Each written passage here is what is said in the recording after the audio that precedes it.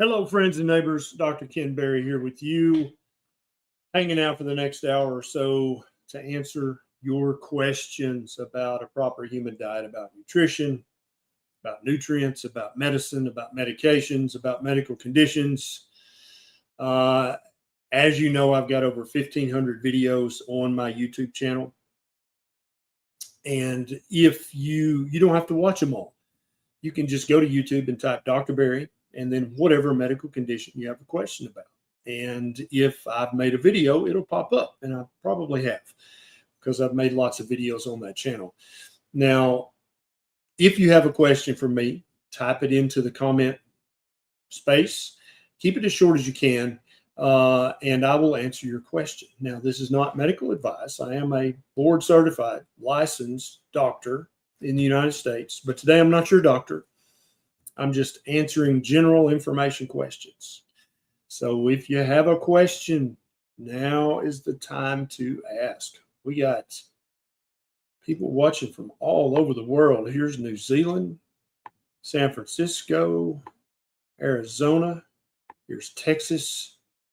Tell me in the comments where you're watching from, what city, what state, what country, where are you at? Here's Wisconsin. Here's New Zealand. Wow. Here's Adelaide. Of course, New Jersey, North Carolina in the house.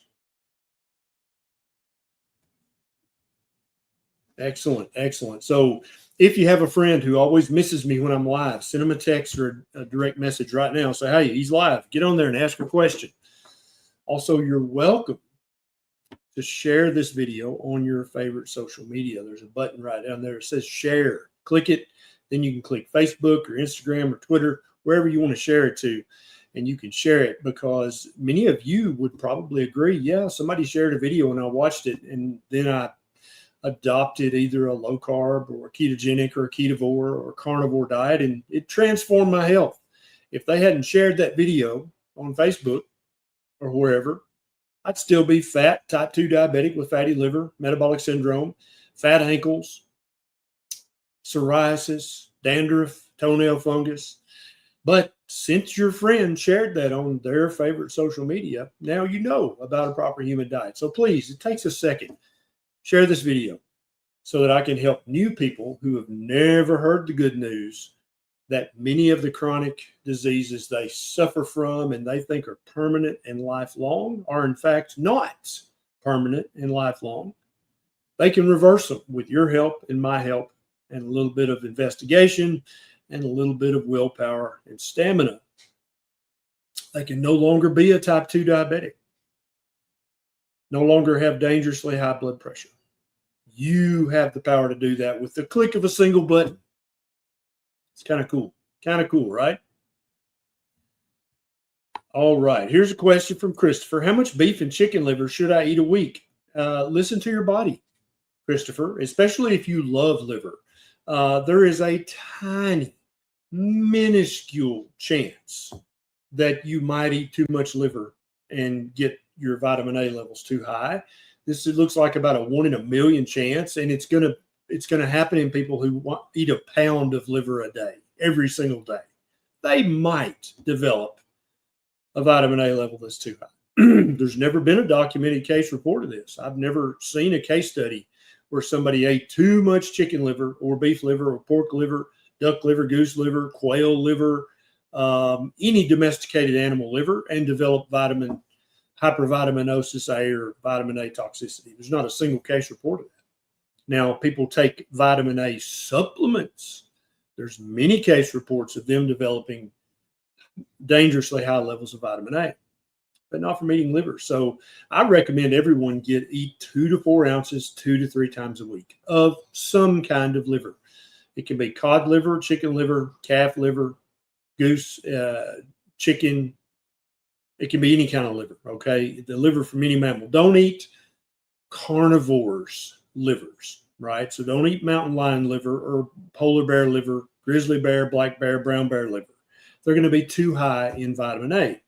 But domesticated livers that you could buy at a store, it's safe. You can eat it as often as you want, okay? Just don't eat a pound a day every day for months and months.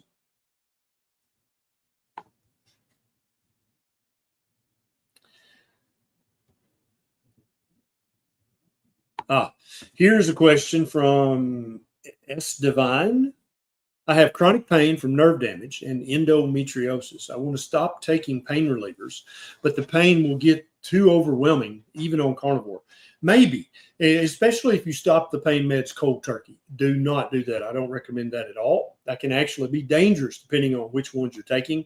What you're going to have to do, S. Divine, is you're going to have to very slowly wean down the pain relievers as you very slowly but surely wean down the carbohydrates and increase the amount of fatty red meat, egg yolks, cod liver, chicken liver, other carnivore foods. And just slowly increase those as you cut the carbs, and then very slowly be decreasing, because for anybody with chronic pain, at least some degree of the pain is from chronic inappropriate inflammation.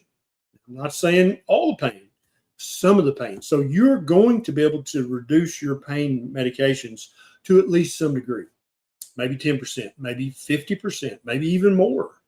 But any little bit that you're able to reduce your pain medication, that's going to be a victory for you, okay? Because the more you take, the higher the risk of side effects, the higher the risk of dependency, the harder it is going to be to ever come off them. So any little bit of decrease you can do that, but do it very slowly. Also keep in mind that many people try to decrease their pain meds too quickly, and they have rebound pain. And that's not necessarily because they need the pain medicine. It's because they're habituated to it. We could say addicted to it, but habituated means that you have a physiological dependency. It's not psychological. Your body's gotten used to that. And so maybe it's down-regulated endorphins and other pain-relieving things that your body naturally makes. So if you cut down the pain meds too quickly, you're going to have rebound. And a lot of people, if they take Tylenol or ibuprofen every single day for a headache or sinus or something, if they stop that cold turkey, they'll have a terrible headache. And for many people that don't know better, they'll be like, see, I need this every day. It's not what it means. It means you're having a rebound headache because you stopped it. First of all, you took it too long, and then you stopped it too abruptly. So you need to wean that down slowly so you don't have that rebound headache.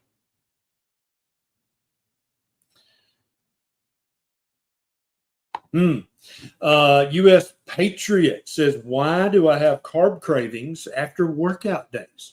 So, and it's a great question. So here's the thing. People who used to be smokers, used to be alcoholics, used to be drug addicts, if they work out very hard, they will notice very often that they have a little bit of that craving, a little bit of the monkey gets back on the shoulder a little bit.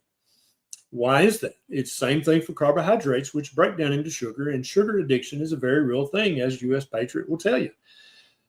Anytime you stress your system, including working out is a stress on your body. It's a good stress, but it's a stress nonetheless. And so anybody who was previously addicted to some substance, whether nicotine, alcohol, or something else, or sugar, if they lose a couple of nights of sleep, if they're under a ton of stress at work, if they're having huge fights in their home, if they work out super heavy, if they fast for a long period of time, those are all stressors. You could notice that, oh my gosh, I'm having sugar craving or nicotine or alcohol, because sugar is addictive, just like those other substances. Joanna says, don't forget to hit that thumb button. Yeah, please hit the thumbs up or the heart button. If you haven't already told me where you're from, leave a comment. You don't have to ask a question. You can just say, hey, I'm from wherever. That tells the algorithm that this is important stuff, that people need to pay attention to this. And then obviously, if you share this, new people could see it who've never heard this message before. Robert says, is cacao a good substitute for coffee? Yeah, it's not a bad substitute. It's not going to have probably as much caffeine, but it is very rich in the polyphenols, the phytonutrients that people talk about, the antioxidants, but it's also rich in oxalates as well and other anti-nutrients. And so if you're not having any problem with coffee, I think coffee's fine. Human beings have been drinking caffeine, either in tea or coffee, for about somewhere between 6,000 and 8,000 years. We've been doing it for a long time. Now, that doesn't mean that we've evolved to the point where 100% of us can drink coffee and just fine. Most people can drink a cup or two of coffee a day and not have any inflammatory response that they can notice at all. Same for cacao, hot cocoa. You just don't want to put any sugar in it at all, right? It's going to be very bitter, slightly chocolate, but very bitter. But yeah, that's fine. But if it's got sugar in it, come on. Yeah. Don't be putting sugar in your coffee. Don't put sugar in your cacao. Drink it like it was meant to be drank, like our ancestors drank it. They drank it black. But I think carnivore people, keto people, low-carb people, paleo people, primal people, you can drink coffee. Coffee's fine for the vast majority of people. Now, if you think that coffee's causing inflammation or causing gut issues, stop it for a month and then start it back. Then stop it for a month, start it back, and see if you notice any difference. If you're eating a proper human diet and you've lowered the levels of inflammation in your body, you'll be able to tell, oh yeah, man, when I started the coffee back, immediately I noticed fill in the blank. And then therefore you may be one of the small percentage of people that should avoid coffee altogether. But I think most people can drink it just fine. All right. Jody said, great job on Animal. That's the new Carnivore documentary. If you haven't heard about this yet, it's a brand new Carnivore documentary called Animal that is now available on YouTube, on Amazon, on Apple TV, I think Paramount, and maybe several other places in the United States. Now, it's going to be another week or two if you're in another country besides the U.S. It'll be a week or two before it's available in your country. But it's available right now in the United States. You can watch it this evening. And for a minute there, I don't know if it still is. I haven't checked the stats, but for a minute, it was the #1 new documentary in the United States. Has anybody else seen the Animal documentary, or do you have it on your to watch list coming up? I know for sure you can watch it on Amazon. 100% know that. I'm pretty sure you can watch it on YouTube, Apple TV, and Paramount.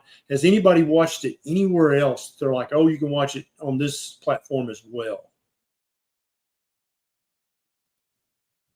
Theo is going to be watching it shortly. Good deal. Good deal. Yeah, in the UK, in the EU, Australia, New Zealand, Nordic countries, it's going to be another week or two, maybe 3 weeks, but it's coming to you too.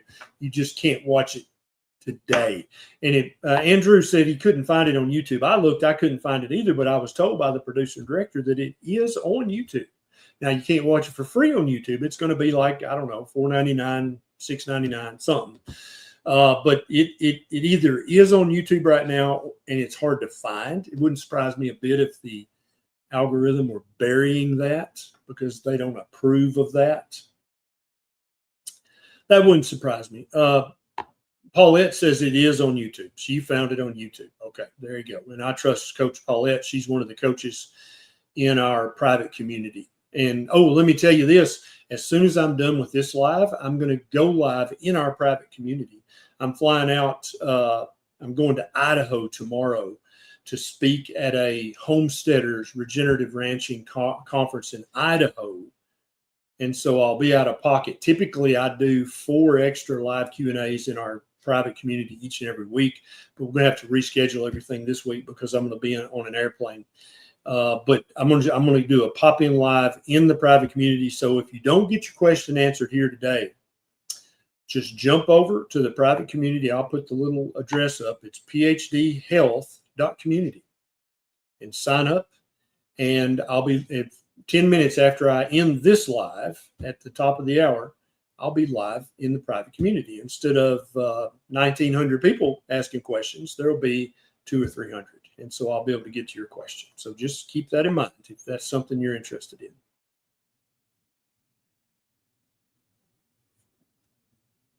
Wendy's going to watch Animal tonight. It's on Lisa's watch list. Excellent, excellent. I love it. Oh, okay. Here's a great question from Angelo. Can I train to run a 10K race on a keto diet? 100% Angelo. Now, here's what you don't want to do because it takes, especially athletes, it takes anywhere from 3 weeks to 3 months to get fully keto adapted so that you can burn your own fat when you're running instead of having to do the gels and the sugar drinks. You want to be training while eating keto for at least a month before the event. Really, you need longer than that just to be safe. Because some people convert to being in ketosis and being keto adapted very quickly within a few days. Other people, it can take a month or two.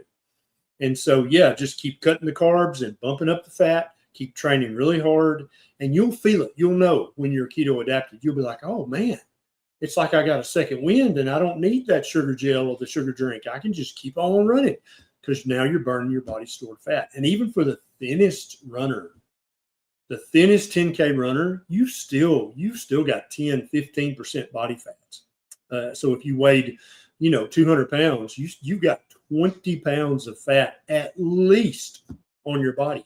You could run for a week on that 20 pounds of fat. Okay. So, but you don't want to say, okay, the day before the race, I'm going to go keto. Don't do that. You won't be keto adapted for the race. Does that make sense? But there are many, many people out there who bodybuild keto or even carnivore who do long distance races. My good friend, Michelle Hearn, who's a registered dietitian. I think her handle is Run, Eat, Meet, Repeat. Michelle Hearn, H-U-R-N. She's very active on Twitter and Instagram. She's a long distance runner. I'm talking 20, 30, 40, 50 miles. She's carnivore, which is carnivore's keto. Okay. Carnivore is 0 carb, whereas keto is just very low carb. She's running on very, very, very low carb, and she's winning races all the time for her age group. Very fit, very fit. And she's very fit, but she still is probably carrying 10 or 15 pounds of fat.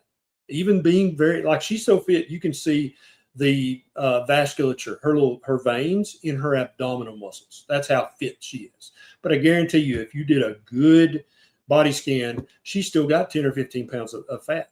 And that's what she burns when she's running. She runs on that fat. She never uses the sugar drinks or the gels when she's running 30, 40 miles. So if anybody says, oh, you can't do endurance or long distance or build muscles, Keto Savage, my good friend Robert Sykes, he's keto and almost carnivore, and he wins natural bodybuilding titles all the time. Now, he's not on the juice, right? He's not on all the hormones and testosterone and steroids. And so he does it naturally. And I mean, dude is jacked up muscular. Okay. So don't tell me you can't do that. Here's a good question from Crash. Is 4 eggs a day too much? Are you getting into the danger zone if you're eating 4 eggs a day? No, you're not even close. Okay. As long as you're eating under 100 eggs a day, you are 100% safe. And I just made up the 100 number. You could eat 100 if you want to. There's nothing about eggs that's dangerous. Eggs are full of vitamins and minerals, full of fatty acids and amino acids, all of which you need. You need all those every day. Eggs do contain cholesterol, but the American Heart Association back in 2015 said that eating cholesterol is irrelevant. There's no concern with that. They said that's a decade ago. Yeah, it's been a decade, but I guarantee you there's still vegan cardiologists out there who say, oh, don't eat too much cholesterol. Well, if it were really dangerous, don't you think the American Heart Association would say, hey, because they used to say don't eat more than 300 milligrams of cholesterol a day. That's why a lot of people avoided shrimp and egg yolks. They would eat egg white omelets because of the cholesterol. They stopped saying that 10 years ago. Yet there's still doctors repeating this echo of the lie, even though it's not even true anymore. Never was true, but they said it was true. Now they don't even say it. The American Heart Association says eat all the cholesterol you want. It's irrelevant. Interesting, right? How we're told these things, and then when you look into it, you're like, what are you basing that on, dude? The AHA stopped saying that in 2015. Why are you still saying that? And they'll always waffle and say, well, I mean, just to be safe. Why? Where's the evidence? Where's the research you're basing that on? If I eat 50,000 milligrams of cholesterol a day, if I eat 100 eggs a day, what will that do? Nothing. It'll just make you healthier and happier. So you're going to eat as many eggs as makes you comfortably stuffed, Crash. Whether that's 4, 6, 8, 10, 12, You eat eggs until you're like, "Ooh, man, I'm stuffed. I couldn't eat another bite." Then stop eating eggs until the next meal. That's how you do that.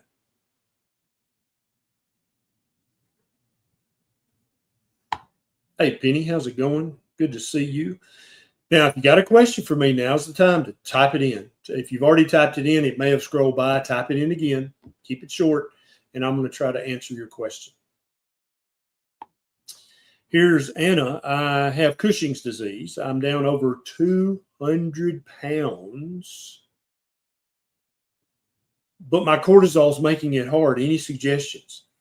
Anna's lost 200 pounds, and she's worried that she's not doing good enough. Of course, your cortisol levels with having Cushing's disease is going to make it harder for you to lose weight, but you've already established a very successful track record, Anna. Just keep doing what you're doing. What's going to happen is your weight loss is going to be slower, just like for menopausal women that their hormones are fluctuating and messed up. The weight loss is going to be slower. Yes, it is. Nothing you can do about that, but I didn't say you couldn't lose weight. It's just going to be slower. Yeah, but you'll keep losing the fat if you've got more fat to lose. Savage Deal says, eating 100 eggs a day would just make you poor. Just make you broke. Yeah, that's kind of true because they're pretty expensive. They have gotten cheaper, right? But not back to pre levels. Yeah, here's Jacob. Any thoughts on Ehlers-Danlos syndrome? We actually have 2 people with EDS in our private community who have noticed that their hypermobility is much less severe. And Dr. Sean Baker and I have actually talked about this. He's a carnivore orthopedic surgeon. He's got several people in his group as well with EDS who've noticed that they just don't sublux as much anymore. They don't dislocate as much anymore. They don't have sprains and strains and twists anymore like they used to. It's like when your ligaments and tendons are fed a proper human diet, it's like they kind of go back closer to the length they should be, and they're not nearly as hypermobile. Now, I'm not saying that it's going to cure your EDS, but if you had joint subluxations 70% less commonly than you currently do, Jacob, wouldn't that be awesome? Right? You had 1 or 2 a year instead of 7 or 10 a year. Wouldn't that be awesome? And we've got at least 2 people with EDS in our private community who report that absolutely is the truth.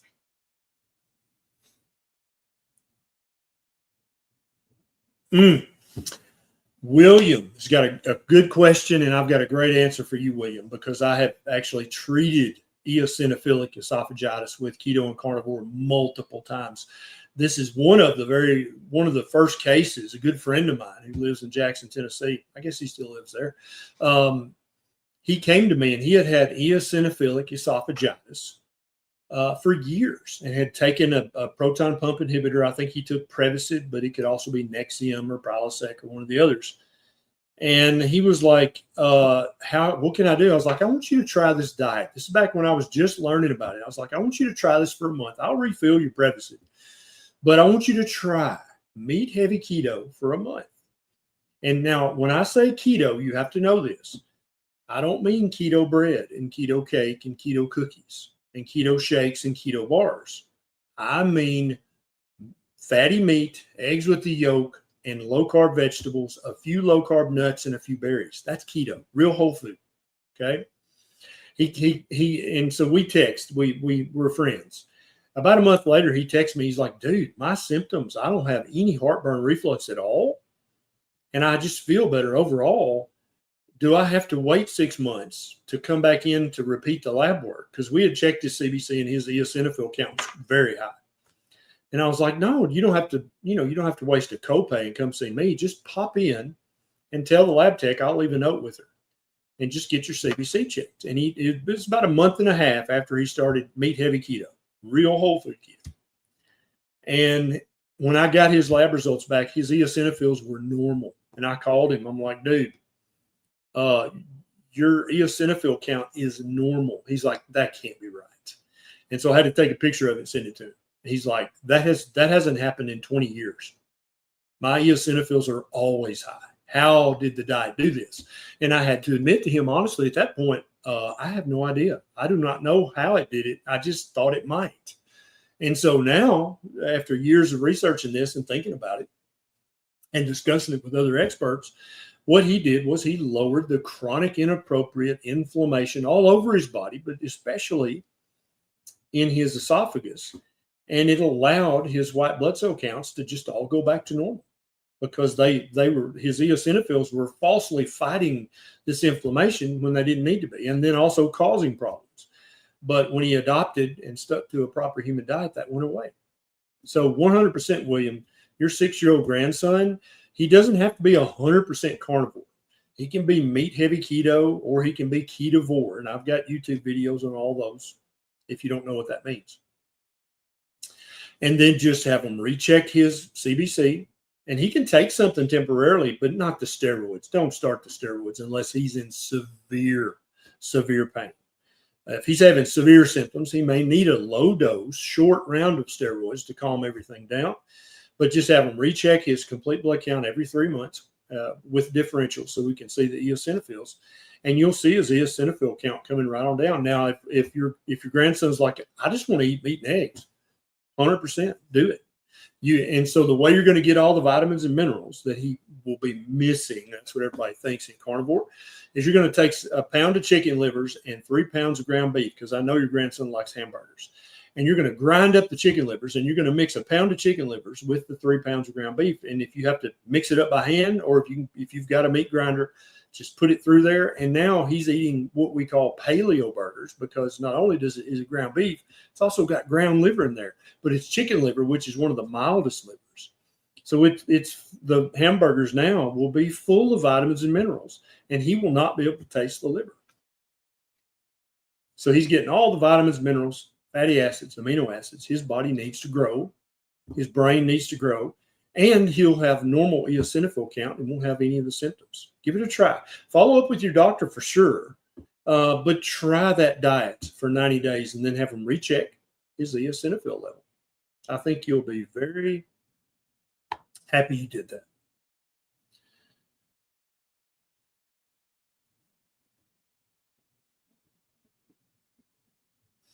You know what? Here, where did that go?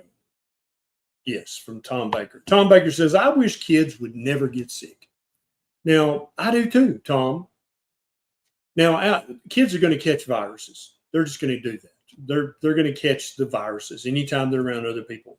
They have to do that to build up their immunity. But there should be no child in modern society that has fatty liver disease. That's 100% diet caused. The diet caused that. There should not be a single child who has type 2 diabetes. That is 100% caused by diet. There should not be a single child that has metabolic syndrome, severe obesity, severe hypertension. None of these things should happen to children, to 5, 10, 15-year-old children. That shouldn't happen. Now, I agree with you. I wish there was not a kid in the world who had to suffer from those chronic diseases. Those are diseases of adults who've mistreated their body. That should not be diseases of children. Totally agree with you. The way we're going to fix that is we're going to spread the message, the good news of a proper human diet and its ability to reverse those things. So if any of you guys know a kid, a child or a teenager who has fatty liver, type 2 diabetes, or prediabetes, obesity or severe obesity, metabolic syndrome, hypertension as a child, they need to know about a proper human diet. And I guarantee you, if they're a teenager and you're like, hey, you know, you'll lose weight and you won't have to take these pills anymore, they'll be like, wait, what? Also, your acne will get better. Yeah, most teenagers can be like, bet, sign me up. I'll do it. How do I do it? Tell me what to do. Okay.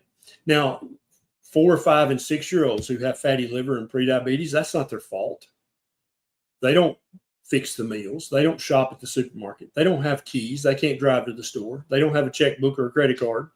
They're just trusting their parents to feed them good food. But the parents don't know better either. So by teaching the parent, you're actually saving the kid from a lifetime of chronic disease. That's why I do these lives. That's why I'm sitting in my office today and sit out on the farm playing. It's because I know there's kids out there right now who have type 2 diabetes that should not exist. That shouldn't be a real thing. And the only way we're going to fix that is by educating their parents and saying, hey, you can reverse that yourself. You don't need to take them to that special pediatric clinic every 3 months. You can fix this yourself.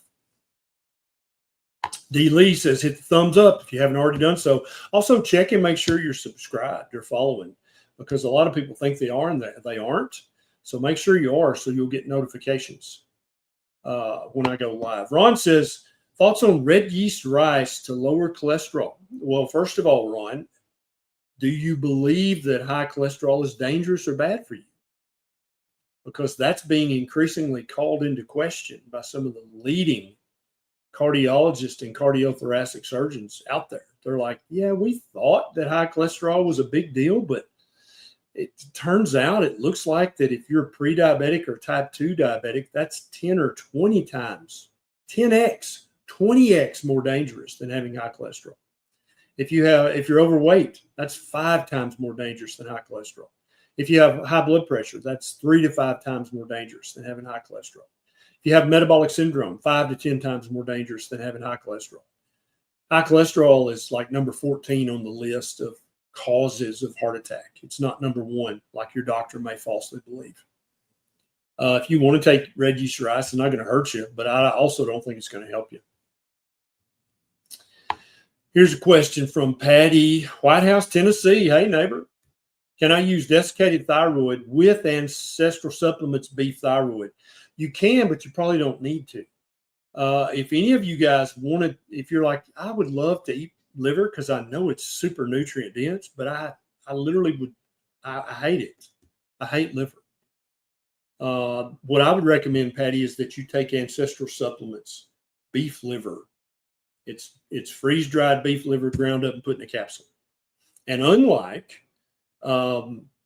AG Athletic Greens, which is ground up freeze-dried vegetables, or Balance of Nature, which is freeze-dried ground up vegetables and fruit,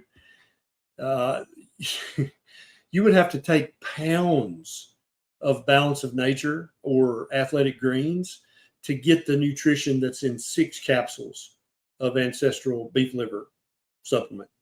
6 capsules of this is equal to a pound of capsules of Balance of Nature or Athletic Greens, AG1. They're a gimmick. That's marketing. This is real nutrition. Now, I want all of you guys to eventually grow up and eat your liver. But until you do grow up, ancestral supplements, beef liver. And that's what I'd recommend for you, Patty. Keep taking your desiccated thyroid and just take the beef liver capsules until you learn to like liver. Andrew, grandfather has kidney disease, 18. How can I help? I don't know what the 18 means, Andrew. So if your grandfather has chronic kidney disease, CKD, we actually have hundreds of people in our private community who used to have stage 2, stage 3A, 3B, even stage 4 chronic kidney disease. And after 3 to 12 months on a proper human diet, which is meat heavy keto, ketovore, carnivore, their kidney function actually improved. People with stage 2 went back to stage 1. People with stage 1 chronic kidney disease just went back to normal kidney function. How cool is that? So that's what I would recommend for your grandfather. Here's William. My 6-year-old grandson was, oh, and we already answered William. So yeah, we got you. Thank you, Paul, very much. Thank you. Thank you. Denise, a 2-year-old with constipation is painful. Eats fairly clean fruits, veg, meat. Parents tried prune and apple juice. Drinks 3 ounces of milk 2 times a day. Tried goat milk, no change. Probiotics, maybe, but you're right. There's no research to back up probiotics. What I would do is I would keep increasing the fat intake of this little fellow, this little girl or guy. Just if they like butter, let them eat a tablespoon of butter a day, 2 tablespoons.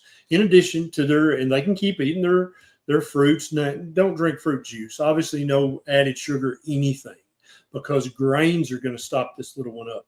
Okay. Fiber is probably going to make it worse, not better.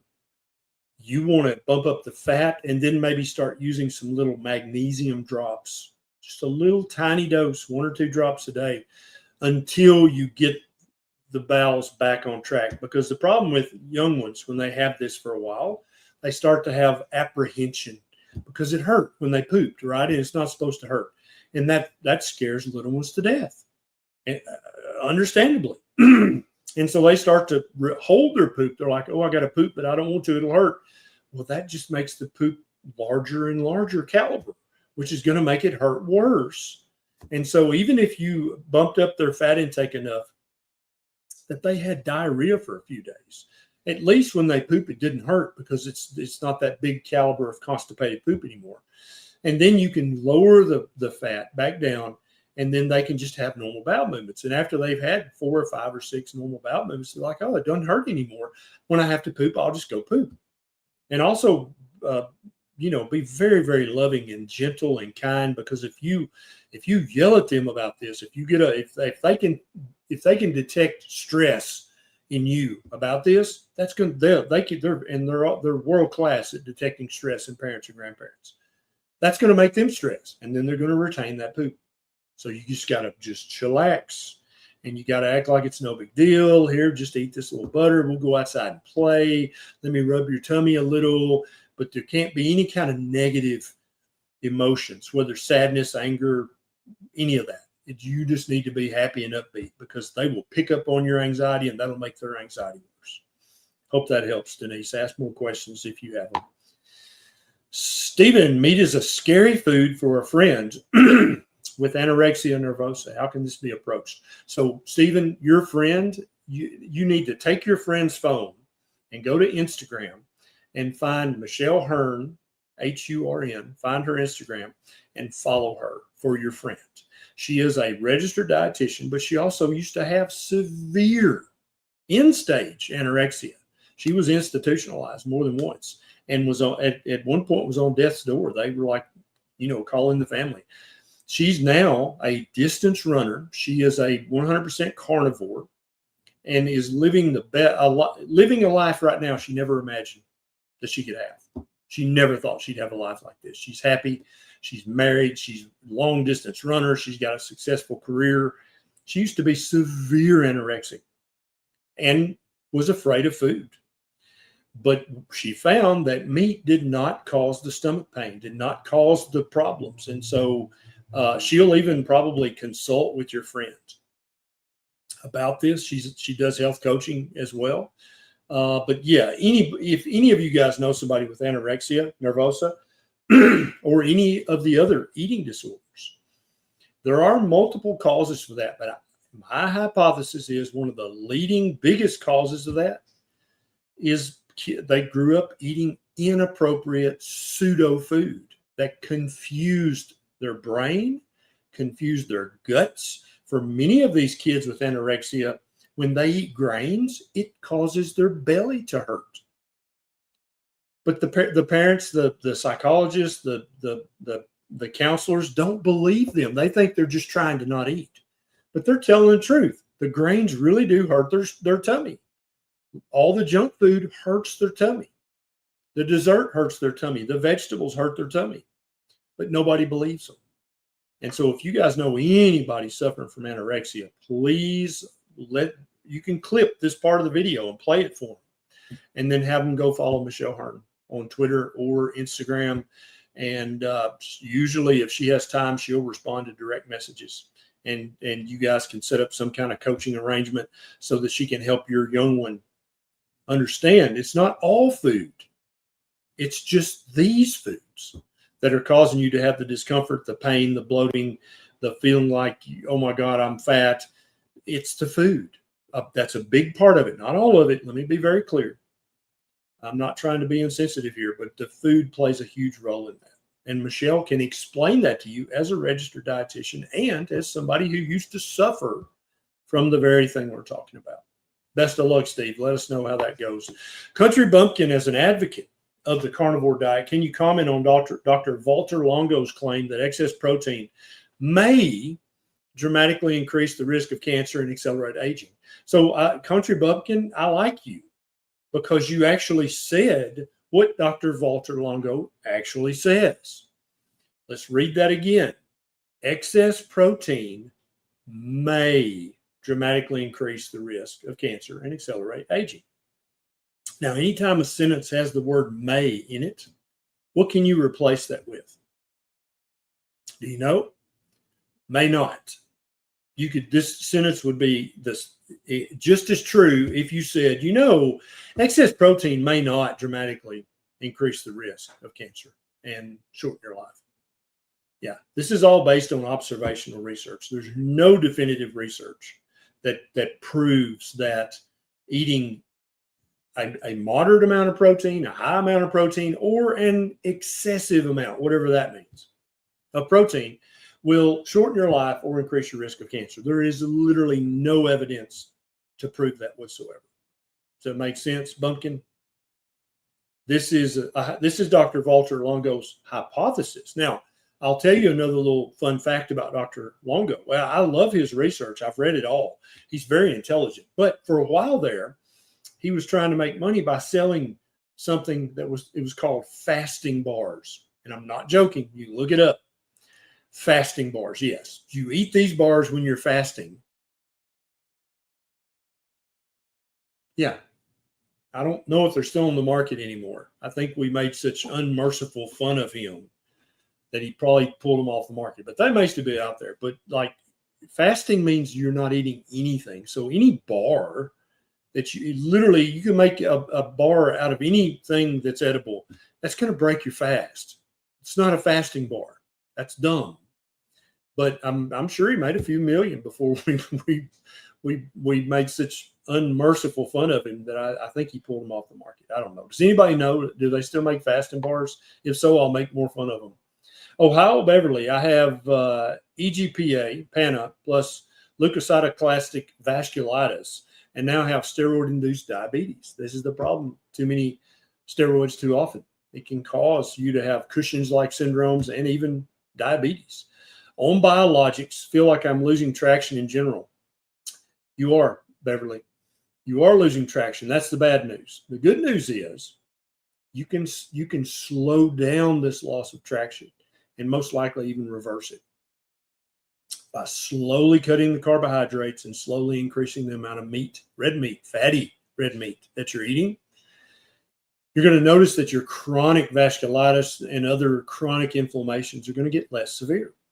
And I'm not saying it's going to cure any of your autoimmune conditions, but it's going to reduce the symptoms, reduce the severity so much that you probably can either reduce the steroid dosage or maybe get off it completely. Take low dose short bursts from time to time instead of being on high dose all the time. This is going to be a slow thing for you. It might take a year before you reap all the benefits that you'll sow by adopting and sticking strictly to a proper human diet. Now, I've said proper human diet about 100 times, and I'm sure one or two of you are like, yeah, but what does that even mean? What is a proper human diet?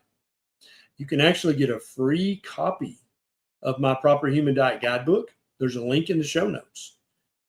Just click the link. And I need 2 pieces of information from you, and I'll email you a free copy. Now, there's an upsell where there's a video of me basically explaining the book as you read it, but you don't have to buy that. You can say, no thanks. I just want the free copy, and I'll email you a copy immediately. If you don't see it in your email, check your spam folder. But it's about 40 pages long, and it explains every principle of a proper human diet. And Beverly, I would love to hear an update from you in 6 months, 9 months from now about how things are going. Thank you, Diane Jones. James started Carnivore a few months back, eating better than ever. Had a routine blood pressure check, donating blood. Nurse said I should be worried about my bottom number. Total BP was 155/96. Any advice? Yes. My first piece of advice to you, James, is to watch my YouTube video called How to Check Your Blood Pressure Properly. Because most doctors' offices make at least 3 or more mistakes, and each mistake can cause your blood pressure to be anywhere from 3 to 10 points falsely high. Now, at the Blood Mobile, you had to walk up the steps, get in there, they rushed you around, asked some stuff, and probably checked your blood pressure while they were asking you questions. That can make it 10 points high, falsely high right off the bat. And I bet after you watch my video, you can be like, oh yeah, they did 7 things wrong. Get a blood pressure cuff, buy it off Amazon, get one with thousands of 5-star reviews that checks here, not on your wrist, and follow my steps of how to check it properly. Now, these are not my guidelines. These are the guidelines that the researchers came up with when they were doing the blood pressure studies.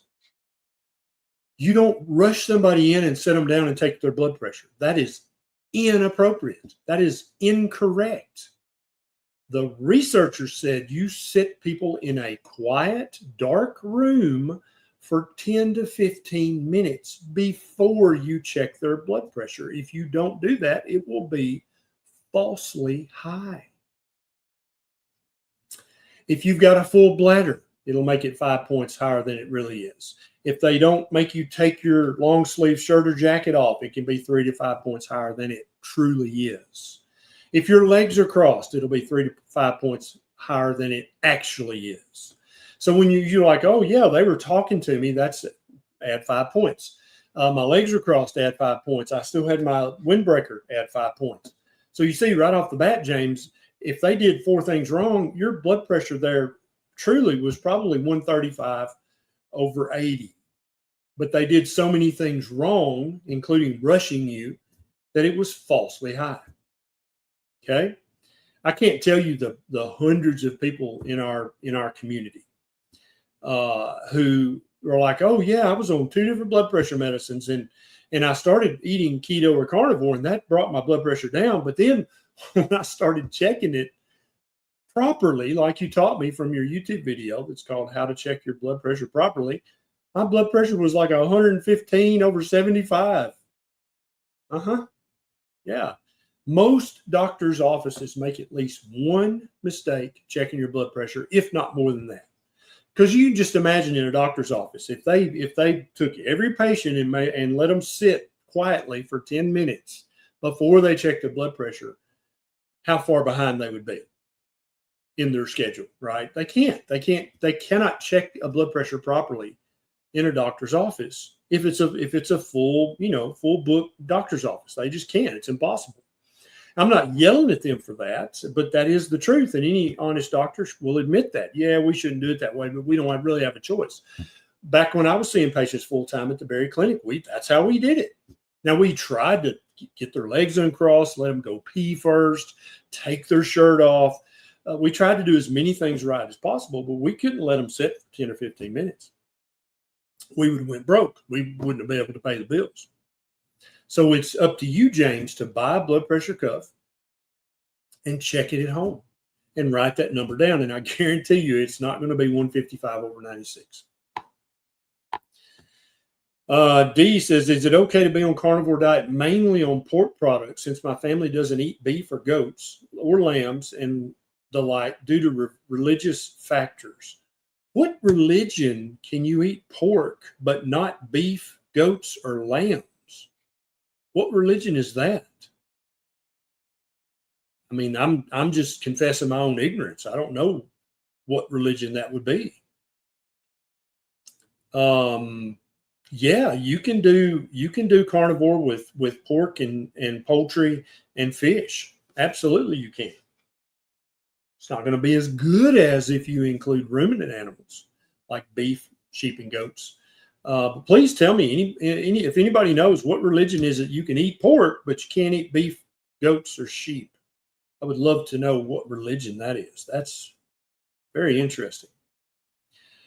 Shorty Simon, I'm on an animal-based keto diet for 6 weeks and have crazy stomach cramps and diarrhea every time I eat anything. So just when you eat, you got to poop. This is a lot of people have this reflex anyway, even if they're not keto. What can I do? So you might want to bump down your fat intake a little bit. If you're taking a magnesium supplement, you probably want to decrease the magnesium a little bit. And probably that combination will calm this down and you won't have this anymore. Hey, Cat Mom, thank you very much.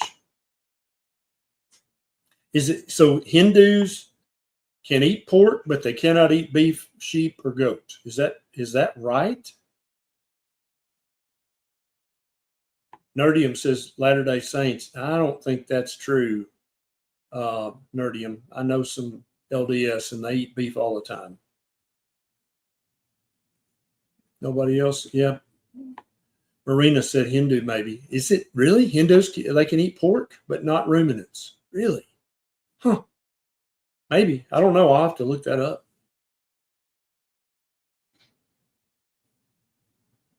Yeah, I know cows are sacred to the Hindu, but what about the sheep and goats? They're not sacred, are they? Ah, Lyle says, does carnivore diet help with hidradenitis suppurativa symptoms? 100% yes. I actually have a video about HS on my YouTube channel that you need to watch immediately. When I made that video, I'm talking about keto, meat-heavy keto, but carnivore does exactly the same things for HS as keto does. Yes, 100%.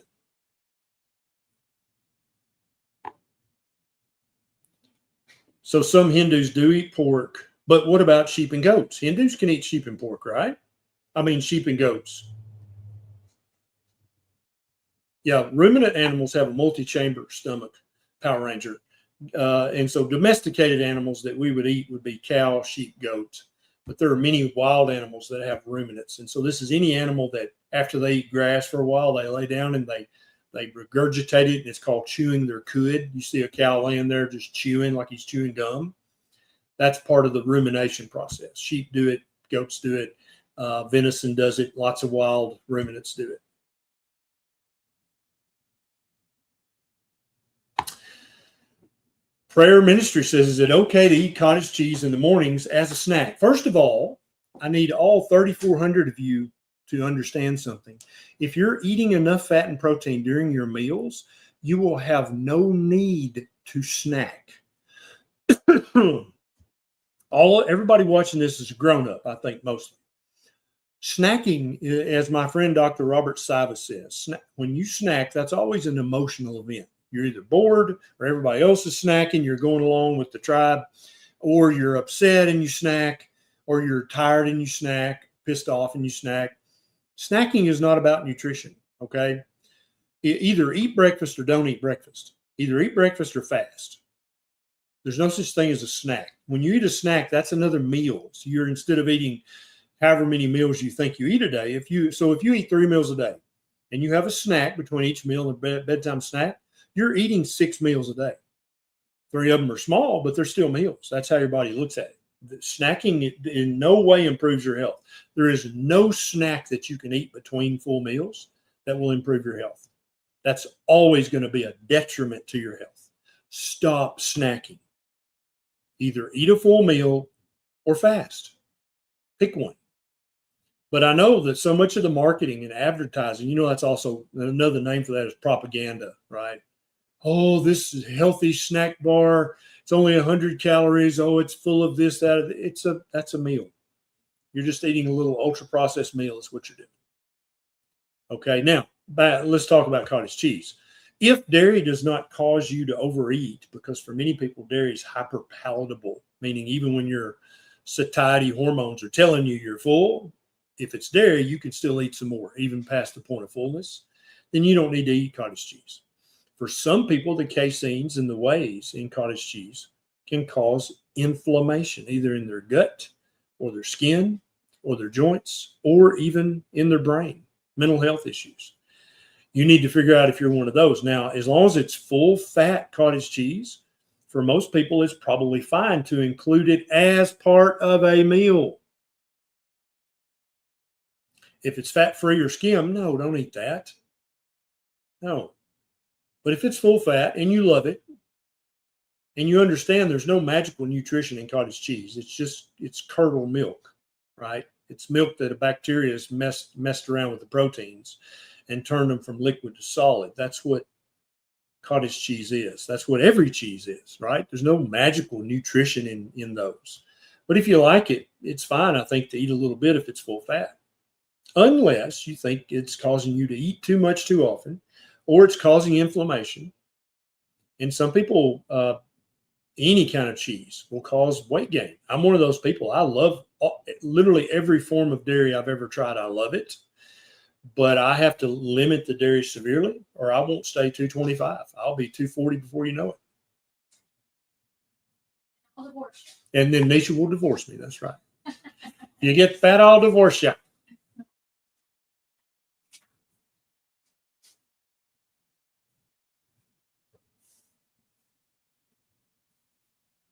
Power Ranger wants to eat a whole tub of cottage cheese. If it's full fat and that's going to be your meal, and yeah, I don't care. Just count, if you're a keto, count your macros. But I would probably recommend you do better eating a bunch of meat versus a bunch of cottage cheese.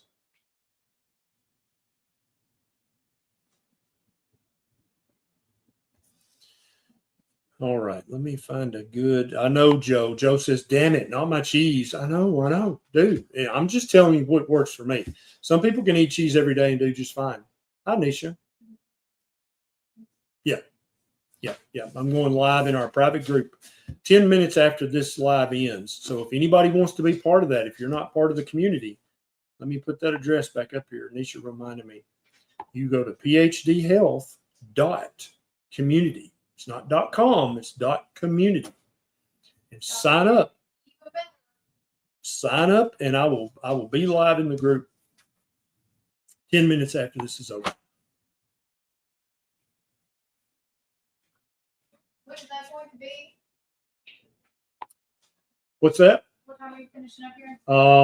Probably at the top of the hour. Okay.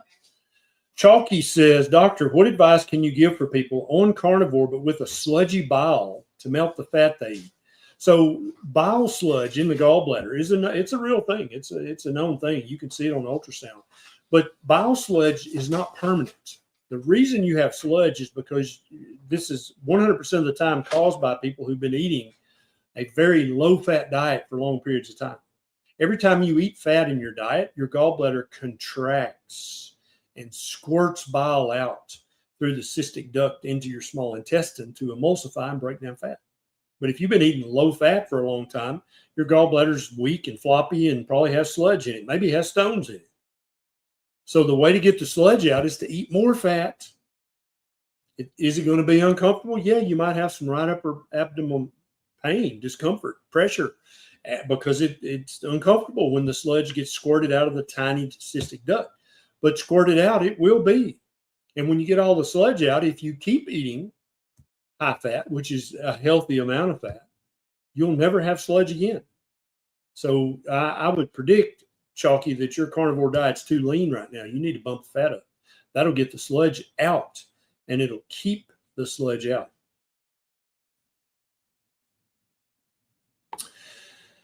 Glenn says, "Is apple cider vinegar," I think that's what you meant, ASV, but I think you meant ACV, "okay to drink at bedtime on carnivore?" Sure. Yeah, it's fine.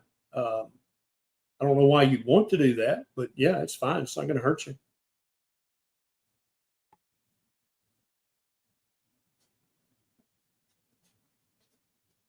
So here's a trick question from Archangel. Can overeating fat make you gain weight? So see, we're so out of touch with our food and nutrition in our guts. When you eat a diet, a meal that's rich in protein and fat, that's going to trigger your satiety hormones when you've eaten enough of that. It's going to tell you, it's going to turn off your hunger, turn off your appetite.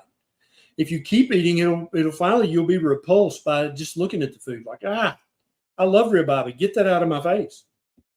Okay? Archangel doesn't know that. Archangel thinks you just like a robot. You can just eat and eat and eat and eat and eat and eat and eat. Now, if you're eating ultra-processed, low-fat junk, you can. You can eat and eat and eat and eat all day long, constantly. You can eat bags of chips. You can drink drinks. I mean, you can just eat all day. Because those ultra-processed foods that Kellogg's makes, General Mills, Kraft, Post, Pepsi, Coke, they're designed to hack your hormones that tell you you're full. So you can just keep eating. They make more money. You get sicker. That doesn't sound like a good deal. But when you start eating an ancestrally appropriate diet with enough protein and fat, all of a sudden, when you've eaten enough food, you're no longer interested in food. So Archangel, what's going to happen is you're never going to overeat fat. Your body won't let you unless you just consciously force yourself to keep eating, even though you're repulsed by it. You just keep forcing it in, like you need psychiatric help. I guess you could overeat fat. But if you listen to your hunger and listen to your fullness, like, whoop, that's it, I'm full, you'll never overeat fat. That won't ever happen. That's impossible. It's like drinking water. When you're super thirsty and you come in, you've been working, you're sweating like a horse. You come in, you just guzzle the water, right? But when you've had enough water, all of a sudden you're like, yeah, I'm done. I don't want any more water.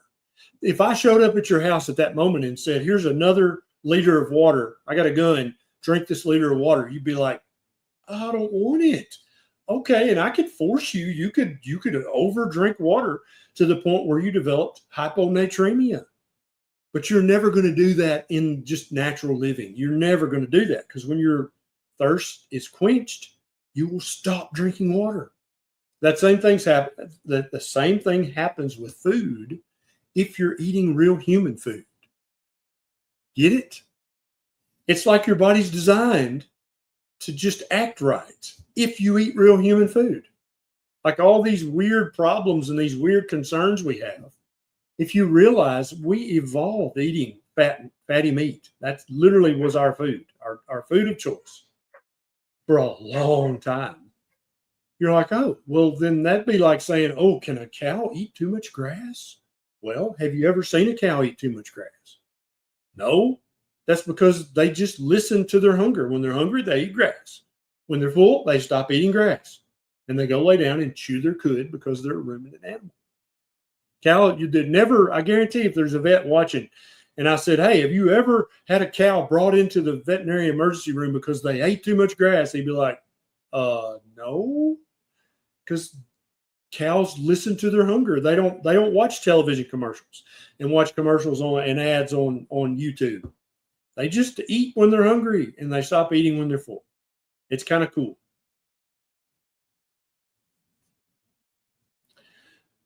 Ohio Beverly says, please answer flow state's question. Okay, let me see if I can find it. I thought I had answered everybody. Flow state. Where is flow state's question? Flow state. I don't see it. If any of our coaches are still watching. Oh, wait, let me look right here. Oh, here it is right here. I found it. Okay. Flow state. 34-year-old male went carnivore for skin health, dermatitis on face and fungal rash and groin. Feels suicidal 6 weeks in. What next steps if it doesn't help? So you've just now started and you're already worried about what if it doesn't help. Okay. 2 things I need you to do, flow state. I need you to eat fatty red meat anytime you're hungry. I need you to eat until you're full. Then I need you to stop eating. And then, number 2, I need you to go out and play in the sun. The sun is good for you, just like fatty red meat is good for you.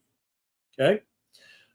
Let the sun shine on anywhere that this rash, if it's a fungus, in your groin, get in the back garden, the backyard, the side garden. Get somewhere where your neighbor's not going to call the cops, and let the sun shine on that. 5 or 10 minutes a day, eat red meat, get all this rash in the sun every day for at least 5 minutes to start with and work up to 10 minutes a day within a month. If it's a rash, within 2 weeks, it's going to be gone. If it's something else, it might take a month, but it's going to be getting progressively better as you eat fatty red meat and get it in the sun. Make sense? This is just how human skin works. This is not some kind of kooky new world. I don't know even what to say. This is not some superstition I'm telling you. I'm telling you this will happen. Okay, so stop worrying about stuff that hadn't happened yet, and just do the 2 things I told you. Do them today. Do them tomorrow, do them the next day, do them the next day. And not only will your mood improve, because eating lots of fatty red meat helps your mental health. That plus sunlight helps your mental health. Both of them do. And I'll bet you money, flow states, you don't get out in the sun much, do you? But I bet you if you listen to me, that's going to change, and you're going to be so glad you listened to me. I'd love a follow-up comment sometime in the future. I don't know if you're in our private community or not, but we've got a bunch of people who were suicidal, literally depressed to the point they were considering the ultimate solution. And they're not suicidal anymore because they've got a support network of people who are there for them, who had the same thing they had. Now they don't have it anymore. And they can say, hey, flow state. No, dude, Just here, let me tell you, I had the same thing. Do this and this and this. And Dr. Berry said this, but I want you to add one more thing because I did that and it helped me. And before you know it, you've got all these new friends. You've got new skin because your skin regrows every 3 months, right? Flow state. Your mental health is improved. You're not even considering that solution anymore. Try it. Just try it. I promise you'll be glad you did. Now, we're done here today, but if you're not done, if you got more questions, Flow State or any of you guys, click. You can't click this link, but just type in phdhealth.community. Got to type in the whole word and sign up. There's 2 different levels. Whichever one you can afford is fine with me. And I'm going to go live for every tribe member in the private community. So you got 10 minutes, and then I'll be live in there. And if you got more questions, I'll answer them then. Thanks for hanging out with me. Thanks for sharing this video. It's not too late right now. You can click that share button right there and literally change the trajectory of someone else's life. Please do that. Please do that. Thank you very much. See you next time.